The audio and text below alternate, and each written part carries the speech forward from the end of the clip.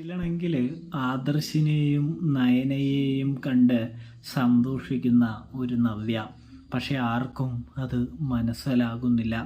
അതായത് നമ്മുടെ നവ്യ ആദർശിനെയും നയനയെയും ഇഷ്ടപ്പെട്ടിട്ടുണ്ട് എന്ന്. അങ്ങനെ നമ്മുടെ മുത്തശ്ശൻ വളരെയധികം വലിയൊരു സർപ്രൈസായിട്ട് പ്ലാൻ ചെയ്ത പദ്ധതിയാണ് ആദർശും നയനയുടെയും മടങ്ങി വരവ്. അതിന് അവർ പോലും അറിയാതെ ഒരുങ്ങുകയാണ്. അവർ വിചാരിക്കുന്നത് നമ്മുടെ VIP ആണ് വരുന്നതെന്നാണ്. പക്ഷേ VIP ഒന്നുമല്ല വരുന്നത് എന്ന് വന്നു കഴിയുമ്പോഴാണ് അവർ തിരിച്ചറിയുന്നത്, മനസ്സിലാക്കുന്നത് എന്ന് കാണാനായിട്ട് സാധിക്കും. ഇതേ സമയമാണെങ്കിൽ ആദർശും നയനയും കാറിൽ നിന്ന് പുറത്തേക്കിറങ്ങി അവരുടെ അടുത്തേക്ക് നടന്നു വരുമ്പോഴുള്ള ആ ഇത്തിരി സമയം നമ്മുടെ അഭിയും ജാനകിയും ജലജയും അവന്തികയും അവരെ രൂക്ഷമായി നോക്കുന്നു.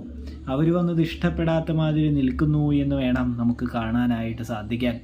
അത് വേറെ ഒന്നുകൊണ്ടുമല്ല, അവരുടെ ശല്യം വീട്ടിൽ നിന്ന് പോയി കഴിഞ്ഞാൽ സുഗമമായി മുന്നോട്ട് പോകാനായിട്ട് സാധിക്കുമെന്നുള്ള ഒരു ചിന്ത അവർക്കുണ്ട്. അതുകൊണ്ട് തന്നെ നല്ല രീതിയിൽ അവരങ്ങനെ ചെയ്യുന്നതാണ് കേട്ടോ.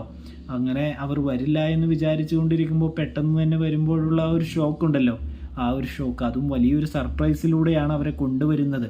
അതിൻ്റെ ഒരു ഇഷ്ടക്കുറവ്, ഇതൊക്കെ നമ്മുടെ നവ്യ മനസ്സിലാക്കിയിരുന്നു എന്ന് വേണം കാണാൻ. നവ്യയാണെങ്കിൽ ആദർശും നയനയുടെയും മടങ്ങി വരവിൽ ഒരുപാട് സന്തോഷിക്കുന്നുണ്ട് എന്ന് കാണാം.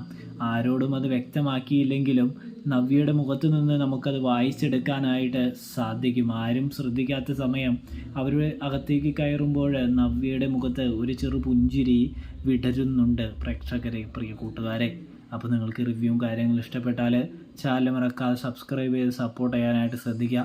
തെറ്റുകുറ്റങ്ങളുണ്ടെങ്കിൽ